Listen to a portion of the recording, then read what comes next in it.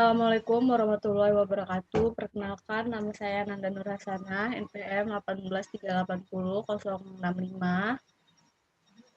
Di sini saya akan mempresentasikan hasil diskusi kami dari kelompok 5, dan saya ditemani oleh rekan saya, yaitu Sherin Malinda, 18380-093. Baiklah, yang pertama yaitu hubungan struktur aktivitas obat golongan hormon. Hormon merupakan zat kimiawi yang disekresikan oleh kelenjar endokrin langsung masuk ke dalam aliran darah. Karena hormon masuk dalam aliran darah, maka akan segera bekerja pada organ tertentu agar dapat menjalankan fungsinya secara normal.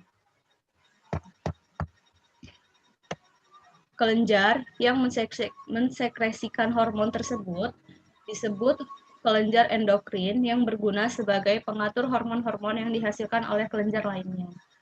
Sediaan hormon banyak digunakan sebagai terapi substitusi untuk menggantikan kekurangan yang terjadi akibat hipofungsi suatu kelenjar endokrin. Misalnya insulin pada diabetes dan estrogen pada masa setelah menopause. Sehingga karena itulah obatan dapat dihubungkan dengan hormon. Adapun struktur kimia dari hormon sangat bervariasi seperti steroid, peptid, turunan asam amino, aromatik, dan asam lemak. Dalam modul ini hanya akan membahas mengenai hormon yang memiliki struktur kimia inti steroid. Karena memiliki inti yang sama, golongan hormon ini memiliki aspek sterokimia dan tata nama yang sama. Topik pembahasan di sini ada dua. Yang pertama, hubungan struktur aktivitas hormon adrenokortikoid.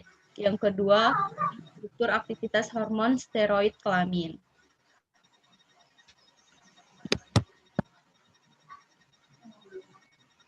Hubungan struktur aktivitas hormon adrenokortikoid yaitu merupakan hormon steroid yang disintesis dari kolesterol dan diproduksi oleh kelenjar adrenalis sebagai korteks yang terletak di atas ginjal.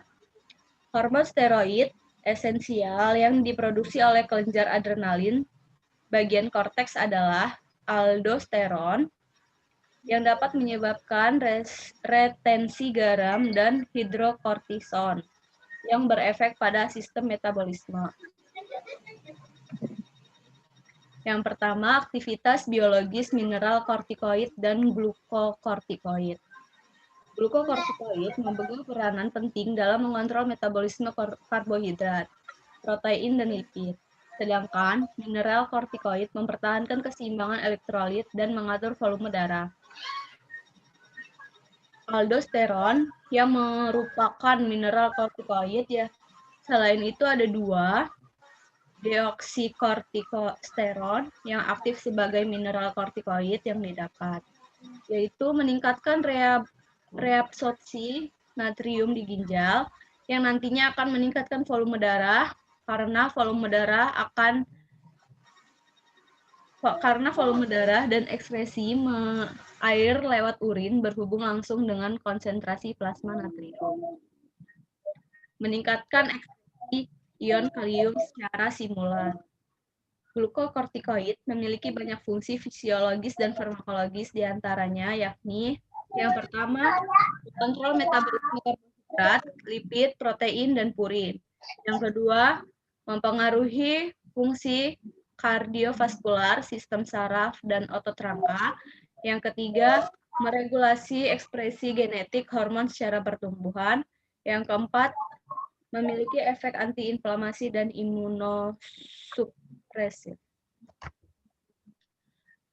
Yang kedua yaitu pengelompokan adrenokortikoid berdasarkan aktivitas biologisnya.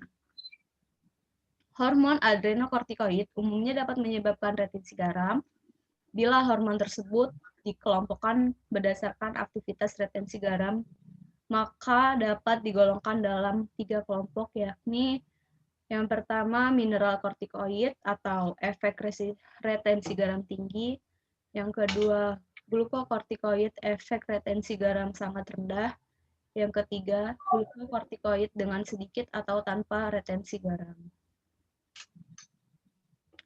Yang ketiga itu ada struktur adrenokortikoid berdasarkan aktivitas biologisnya.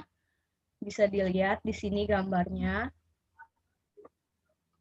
Lanjut. Yang kedua, glukokortikoid efek retensi garam sedang ke rendah. Di sini tersedia dalam bentuk ester, prednisol, dan tersedia dalam bentuk garamnya. Ini gambarnya. Lalu yang ketiga, glukokortikoid dengan efek sedikit atau tanpa retensi garam. Seperti ini. Seperti ini gambarnya. Lanjut. Yang keempat, hubungan struktur aktivitas hormon adrenokortikoid. Mineral kortikoid merupakan hormon korteks adrenal yang memiliki aktivitas retensi garam yang tinggi.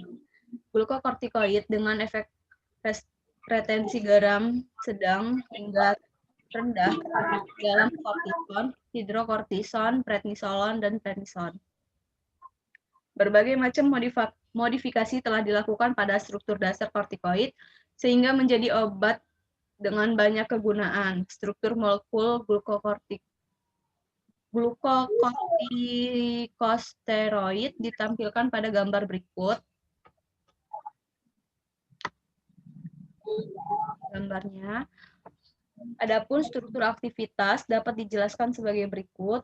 A. Struktur penting kortikosteroid yang dapat menunjang aktivitas adalah ikatan rangkap C4, C5, gugus keton pada C3, dan rantai samping 17B keton.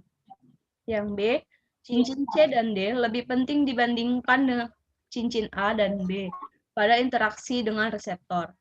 C, substitusi gugus 21OH dengan fluorin meningkatkan aktivitas glukokortikoid dan mineral kortikoid, tetapi bila disubstansi dengan halogen lainnya seperti Cl atau Br, justru menghilangkan aktivitas.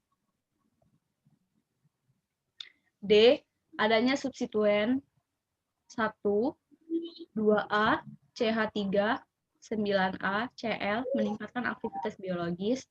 E, umumnya mineral kortikoid tidak mengandung gugus 11OH dan 17OH. Adanya substituen OH secara umum menghilangkan aktivitas mineral kortikoid. Substitusi gugus F, Cl, dan Br pada posisi 9A meningkatkan aktivitas mineral kortikoid dengan urutan F, Cl, Br. Itu pula substitusi pada posisi 12A. Adanya ikatan rangkap pada posisi C1, C2, dan substituen pada 6A, Cl, 6A, OH, 6A, OH, Cl. Contohnya, arametason, triamisolon, fluasinolon, dexametason, betametason yang tidak menimbulkan efek retensi garam. H. Umumnya struktur hormon glukokortikoid mengandung gugus keton atau hidroksi pada C11 dan gugus OH pada C17. Gugus 11B OH ini sangat penting untuk diinteraksi oleh obat reseptor. I. Pemasukan gugus ACH3 pada posisi 26 dan 16 meningkatkan aktivitas glukokortikoid. B. Pada posisi 4A, 7A, 9A, 11A menunjukkan aktivitas. K. Pemasukan gugus AOH pada posisi 1, 6, 7, 14, dan 16 juga menunjukkan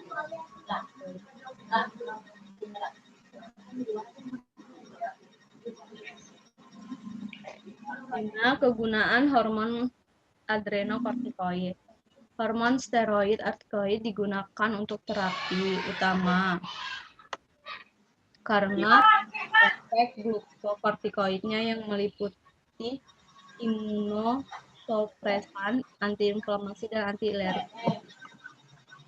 Mineral kortikoid hanya digunakan untuk terapi penyakit adnisolon yang disebabkan oleh kegagalan kelenjar adrenal bagian korteks dalam mempengaruhi hormon. Glukokortikoid digunakan untuk mengobatkan penyakit kolagen vaskular seperti reumatoid arthritis dan lupus erythematosus. Selain itu digunakan mengurangi gejala alergi, dermatitis, azema, gejala asma, dan lain-lain. Glukokortikoid juga banyak digunakan secara oral, topikal, dan parenteral sebagai antiinflamasi. Contohnya obat serta rumus struktur yang dapat dilihat pada gambar bawah ini. Ini contohnya. Lanjut. Ini lanjutan dari strukturnya. Gambar glukokortikoid yang digunakan pada asam dan alergi rinitis.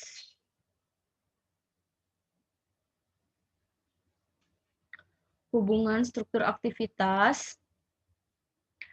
A. Tata nama, hormon steroid memiliki struktur yang sama. Strukturnya adalah molekul siklopentanohedrioventate. Molekul itu terdiri dari 3 buah cincin dari 6 atom karbon dan sebuah cincin dari 5 atom karbon. Cincin dasar ini ditandai dengan huruf A, B, C, dan D. Sementara atom karbon diberi angka sesuai dengan gambar di bawah ini.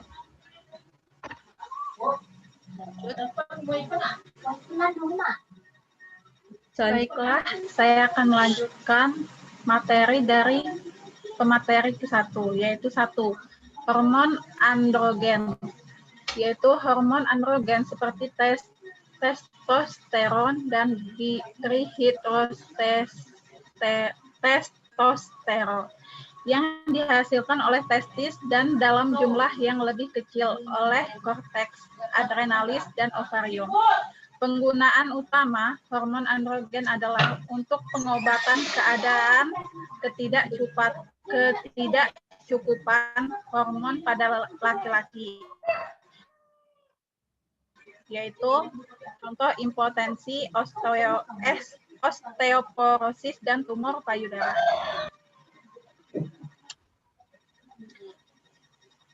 Yaitu penggunaan hormon androgen sebagai anabolik sering disalahgunakan, misalnya untuk doping bagi olahragawan.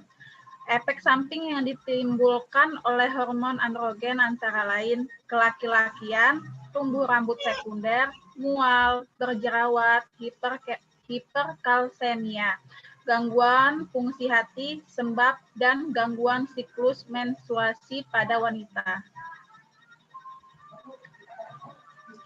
A. Mekanisme kerja hormon androgen dapat meningkatkan transkripsi atau transisi RNA khas pada biosintesis protein. Testosteron oleh enzim 5A reduktase diubah menjadi 5-dehidrotestosteron dan bentuk aktif ini dapat mengikat reseptor khas yang terdapat pada testis, prostat, hipofisis, dan hipotalamus. Pengikatan ini menyebabkan perubahan konformasi dan menimbulkan pengaktifan kompleks androgen reseptor.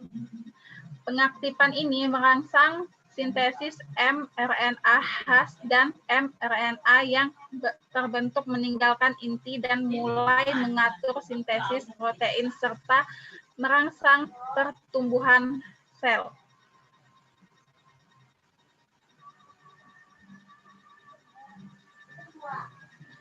B. Berdasarkan aktivitas hormon androgen dibagi menjadi 2 kelompok, yaitu senyawa androgenik, senyawa anabolik.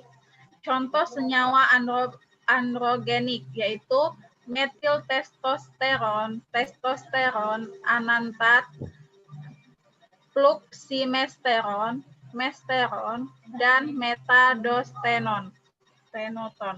Contoh senyawa anabolik yaitu ethylestrenol, nandrolon, fenilpropianat, dan stanozol. androgen yang digunakan untuk pengobatan osteoporosis, terutama pada wanita, sehingga setelah menopause, sehingga sering pula digunakan sebagai anabolik untuk hewan. Dosis oralnya itu 2,5 mg 1 dB. Yaitu ini contohnya. 2. Hormon estrogen adalah hormon kelamin wanita. Pada wanita diproduksi oleh ovarium, plasenta, dan korteks adrenalis. Sehingga sedang pada laki-laki diproduksi oleh testis dan korteks adrenalis. Sehingga sebagian besar hormon estrogen alami pada manusia adalah estradiol, estrol, dan estron. Estradiol dikeluarkan oleh ovarium dan segera mengalami dehidrogenasi menjadi esteron. Kemudian dimetabolis menjadi estriol dan dikeluarkan melalui urin. Estron adalah hormon estrogen alami yang paling banyak dalam darah. Estrogen sangat berguna untuk pengobatan dismenorrhea, amenorrhea, dan endometriosis, menstruasi yang tidak normal, osteoporosis, kegagalan pengembangan ovarium, dan untuk mengontrol sindrom sesudah menopause. Efek samping yang ditimbulkan antara lain yaitu mual, gangguan saluran cerna, sakit kepala, ketegangan payudara, spotting, kegemukan, dan tromboemboli.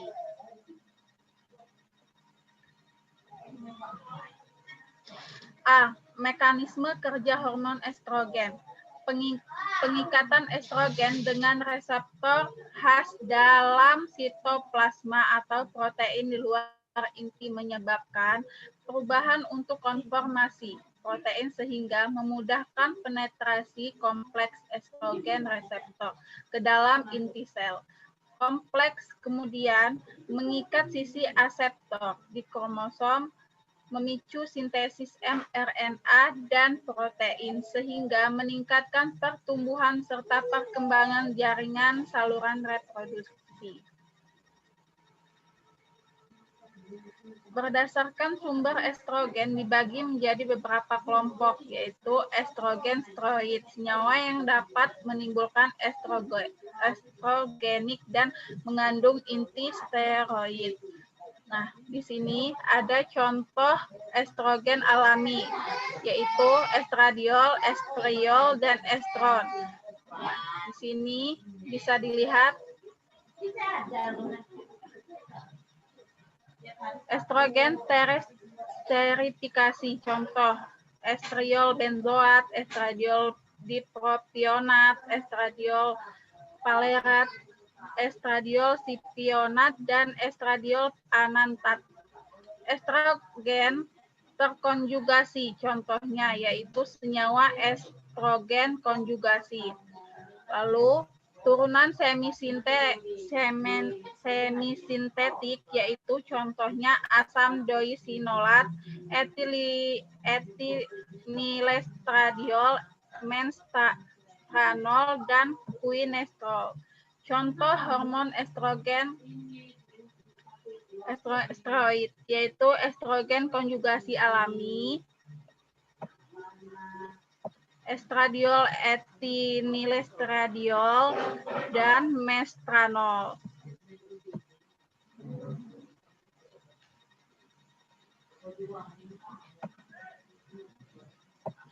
Estrogen non-steroid atau sintetik, senyawa yang dapat menimbulkan efek estrogenik dan strukturnya tidak mengandung inti steroid. Contohnya yaitu benzestrol, dienestrol, dietilsildestrol, heksestrol, chlorothianisen, dan metalenestril. C. Antiestrogen, yaitu senyawa yang digunakan sebagai perangsang ovulasi karena mempunyai efek langsung terhadap hipotalamus dalam meningkatkan produksi folikil stimulasi hormon. Mekanisme kerja antiestrogen diduga melalui pemblokan hambatan kembali dari estrogen yang dihasilkan oleh ovarium.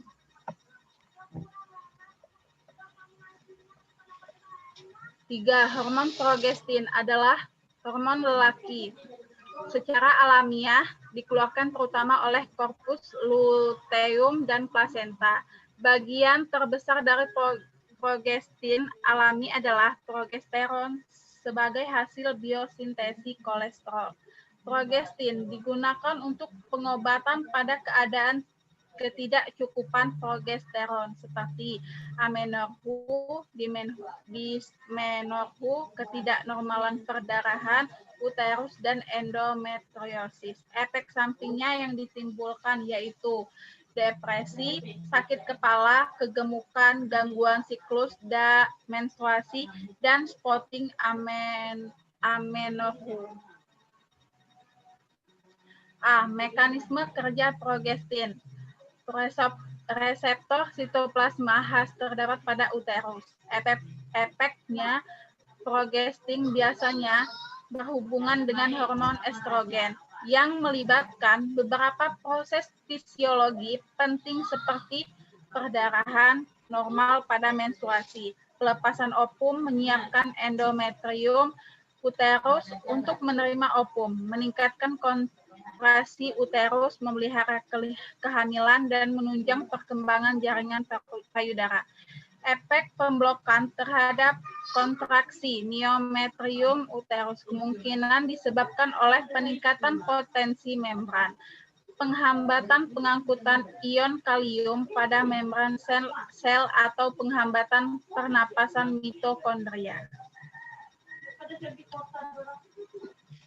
B. Berdasarkan struktur kimianya, hormon progestin dibagi menjadi dua kelompok, yaitu satu, turunan progesteron didapat dari hasil ekstraksi ovarium hewan atau dibuat sintetik dari diosgenin. Progestin alami dan esternya, yaitu contoh progesteron dan hidroprogesteron kaproat. Lalu turunan progesteron contohnya kormadinot asetat, dihidrogesteron, medroksiprogesteron asetat, dan mages asetat. Turunan 19 non-progesteron contohnya amadinot asetat dan nomegestrol asetat. Contoh obat turunan progesteron yaitu progesteron, hidroksiprogesteron kaproat, medroksiprogesteron asetat, dan dihidrogesteron. Lalu turunan testosteron, contohnya dimetisteron dan etisteron. Turunan 19 non-testosteron, contohnya aldosteronol, etinodiol, diasetat, levonorgestrel, linestrenol, norethindrone, dan quingestanol asetat. Contoh obat turunan testosteron yaitu norethindrone, nosdeltrel, etinodiol, diasetat, linestrenol, dan gestrinol.